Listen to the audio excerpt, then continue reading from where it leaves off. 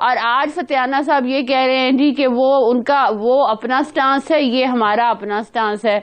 तो मुझे बताएं कि इस बात पे मैं क्या जवाब दूं उनको, क्या इस बात पे मैं कहूं क्या? ये एक अनरीजनेबल किस्म की बात है। अब रिपोर्ट्स जो हैं वो उसको कह रहे हैं जी ये गलत है, और डॉक्टर्स ने गलत रिपोर्ट्स दी हैं।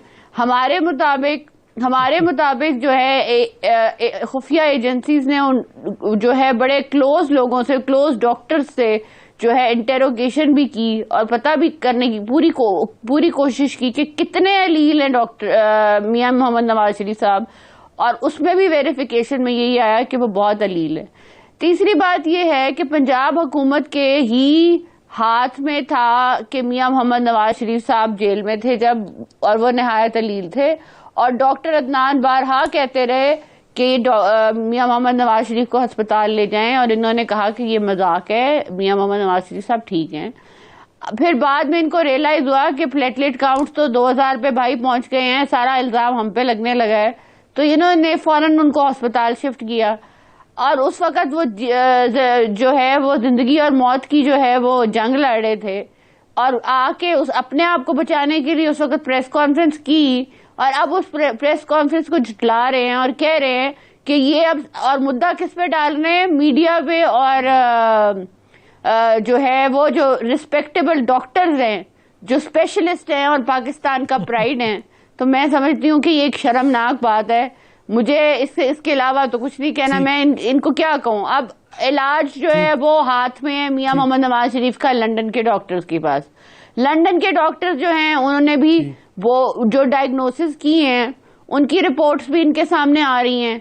तो वो भी रिपोर्ट्स जो हैं, अगर ये अभी फतियाना साहब कहते हैं कि वो भी झूठी हैं, तो अब उनको क्या कहा जा सकता है? आप मुझे बताएं। ठीक है। मैं सलीम बुखारी साहब आता हूं आपके पास। आपने सारा कंक्लूजन सुना होगा।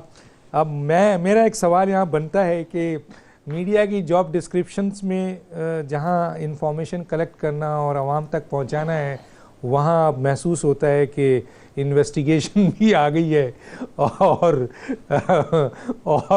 रिपोर्ट की जो है वो डॉक्टर्स की इन्फ्लुएंस भी सारा कुछ आ गया है। एक तरफ तो ये सूरत हाल है, तो मीडिया पे भी इल्ज़ाम आ रहा है सर, अब तो डॉक्टर्स पे इल्ज़ाम लगा दिया। माशाल्लाह हमारे मेहमान ने डॉक्टर को भी मुतनाज़ा कर दिया है। क्या कहेंगे सर इस बारे में? गुजारिश ये है कि एक तो आपने हमारे साथ ये ज्यादती की है कि आपने हमारे दोस्त रियाज फतियाना साहब को फंसा दिया इस मुश्किल मसले में। उनको जब भी कभी ये इस किस्म का गैर यानी वो मसला का डिफेंड करना पड़ता है, उनकी हालत बहुत बुरी हो जाती है। हमें बहुत प्यार आता है उनके ऊपर, उनकी सादगी के ऊपर।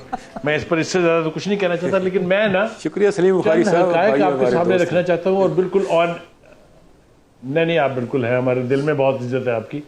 देखिए, इस चीज़ को आपको हक़ाइक़ की रोशनी में देखना पड़ेगा, क्योंकि ये बहुत ही नज़ई मामला बनता जा रहा है। जहाँ तक हुकूमत का ब्लेम देना मीडिया को ताल्लुक है, अनकरीब इंशाअल्लाह ताला अगर इसी तरह के इंफॉर्मेशन मिनिस्टर रहे तो इस इल्ज़ाम के लिए डॉक्टर दानिश आप तैयार रहिए कि हमें तो इक़्तिदार में धक्का मीडिया ने दिया था, अब हमसे गवर्नेंस नहीं हो रही तो हम क्या करें। तो इसको तो छोड़ दें आप। मेरी गुजारिश ये है कि मुझे नवाज शरीफ की बीमारी का यकीन उस वक्त आया जब पंजाब की हेल्थ मिनिस्टर ने 4 रोज़ रोज़ाना 11 बजे बैठ के मीडिया के साथ उनकी सेहत के बारे में बुलेटिन जारी किए। कोई अगर मेरी बात को झुटलाना चाहता है तो मैं आपको मीडिया क्लिप्स दे देता हूं, या आप गूगल पे जाके देख लें। उन्होंने ये साबित किया कि उनकी हालत बहुत ख़तरनाक है, और अगर उन्हें इलाज की गर्ज से, मैं जिम्मेदारी के साथ हर लफ्ज़ कह रहा हूँ, बाहर ना भेजा गया तो कुछ भी इवेंचुअलिटी हो सकती है। अभी हम इस बात का यकीन करना ही चाह रहे थे कि इमरान खान साहब ने मुनासिब समझा कि शौकत खानम के चीफ एग्जीक्यूटिव डॉक्टर फैसल सुल्तान साहब को सर्विसेज अस्पताल भेजा जाए चेक करने के लिए कि क्या उनकी पंजाब हुकूमत की वजीर सेहत जो कुछ कह रही है वो ठीक है कि नहीं। उसके बाद फैसल सुल्तान साहब ने on the record prime minister साहब को भी बताया और मीडिया को भी बताया कि जनाब उनकी तो हालत वाकईतन बहुत पतली है, वो तो कोई भी इवेंचुअलिटी किसी भी वक्त हो सकती है। इन रिपोर्टों को सुनने के बाद फिर मेरे मुल्क के प्राइम मिनिस्टर को रहम आ गया नवाज शरीफ पे, अगर आपको याद हो। ये भी उन्होंने बर्मना कहा था, मैं कहीं पास से घर नहीं रहा, उनका मुझे रहम आ गया इसलिए मैंने उनको जाने की इजाजत दी। इसके साथ साथ मामला कोर्ट में चला गया। जरा मेरी बात पूरी सुन लें एक दफा।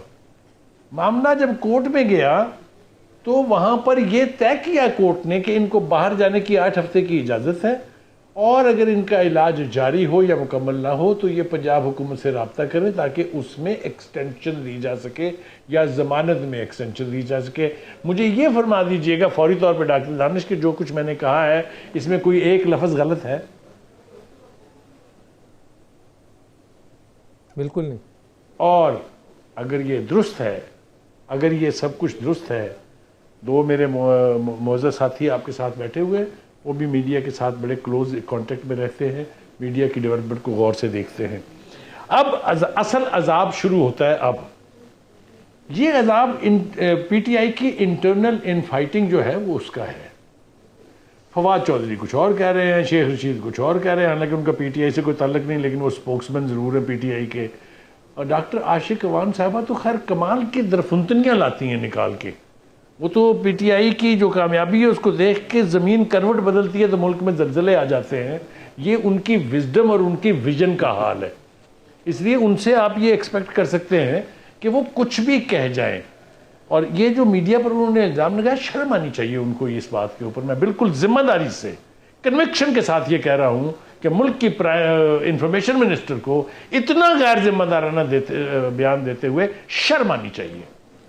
दूसरी बात, अब इनकी आपस के बयानात आप सुन लीजिए और उनका जायजा ले लीजिए तो आपको पता चल जाएगा कि हुआ क्या। हुआ यह है कि नवाज शरीफ साहब इनकी मर्जी से तो नहीं गए। अब इसके ऊपर मेरे साथ आप जिसका दिल चाहे डिबेट कर ले, क्योंकि प्राइम मिनिस्टर साहब तो कह रहे थे मैं जेलें भर दूंगा, जाने नहीं दूंगा, किसी को छोड़ूंगा नहीं, जब तक पैसे वापस नहीं आते किसी के बाहर जाने का सवाल ही पैदा नहीं होता। याद है डॉक्टर दानिश आपको? और अगर ये बात भी दुरुस्त है तो फिर मुझे आप ये बताइए कि नवाज शरीफ साहब चले कैसे गए, उनकी जमानत कैसे हुई, उनकी जमानत के ऊपर एक जामन कैसे बना कि ये मुल्क से बाहर जा रहे हैं और ये ऐन वक्त के ऊपर वापस आ जाएंगे, और वो दोनों कहाँ हैं? कोई लेने के लिए तैयार है इल्ज़ाम अपने ऊपर पीटीआई में से कि हमने भेजा था उन्हें, हमने इजाज़त दी थी? नो सर, क्योंकि ये इजाज़त तो उन्होंने दी नहीं थी। अब मजीद जो कुछ होने वाला है उसकी एंटीसिपेशन में ये हर चीज़ को डिसोन कर रहे हैं अब, क्योंकि नून लीग की क़यादत के रवाबत इनके साथ नहीं है। डॉक्टर दानिश, हमने पॉलिटिकल गवर्नमेंट्स देखी हुई हैं, हमने मेक एंड ब्रेक्स देखा है, हमने हुकूमतें आती और जाती देखी हैं। आपको भी पता है और दिल में मेरे दोनों साथियों को पता है कि ये कहां से हो रहा है। ये परेशानी है प्राइम मिनिस्टर साहब की भी और प्राइम मिनिस्टर की काबीना की भी, और उसमें अपनी अपनी विजडम के मुताबिक रिएक्ट किया जा रहा है जिसमें बोंगियां बज रही हैं। आप मुझे बताइए इससे ज़्यादा मैं क्या कहूँगा? ठीक है। दूसरी बात यह है कि प्रोग्राम ब्रेक पे जाने से पहले एक जुमला ज़रूर बोलना चाहूँगा, और मोहतरम इमरान खान साहब हमारे वज़ीर आज़म हैं, उनसे हम गुजारिश करेंगे कि खान साहब अब आप अपोजिशन पे नहीं हैं, अब आप हुकूमत हैं, मरकज़ी हुकूमत भी आपके पास है, प्रोविंशियल हुकूमत भी आपके पास है, वो इदारे जो मेडिकल के इदारे हैं वो भी आपके नीचे आते हैं, सरकारी इदारे नीचे आते हैं, और वो अहम इदारे जो इंटेलिजेंस के हैं वो भी आपके नीचे आते हैं। ये सब पे आपका कंट्रोल है। इसके बावजूद अगर आप अपनी हुकूमत यानी पंजाब हुकूमत की रिपोर्ट्स को, जिसमें बड़े मुस्तनद डॉक्टर हैं, जिसको डॉक्टर यास्मीन राशिद साहिबा आज भी ओन करती हैं, अगर प्राइम मिनिस्टर लेवल पर और फेडरल मिनिस्टर लेवल पर उसको मुतनाज़ा बनाया जाएगा और वही रिपोर्ट अदालत में जमा की गई है, तो बताइए कल अदालत अगर खड़े होकर ये सवाल करती है कि आपके प्राइम मिनिस्टर और फेडरल मिनिस्टर कहते हैं कि ये रिपोर्ट झूठी है, तो फिर पंजाब हुकूमत कहाँ खड़ी होगी? क्या एक को सज़ा दी जाएगी यास्मीन साहिबा को, या पूरी पंजाब हुकूमत की इसकी ज़िम्मेदार होगी? और देखिए, कानूनी आईनी सरकारी तरीक़ेकार हैं काम करने के, लीजिए जो भी है इसमें करें आप, लेकिन अगर इससे हटकर आप जाएंगे तो फिर लोग इसको इंतकामी कार्रवाई कहेंगे, और ये इंतकामी कार्रवाई अगर सामने आएगी तो फिर वो किसी भी हुकूमत के लिए मुनासिब नहीं है। एक छोटा सा ब्रेक पे वापस आते हैं।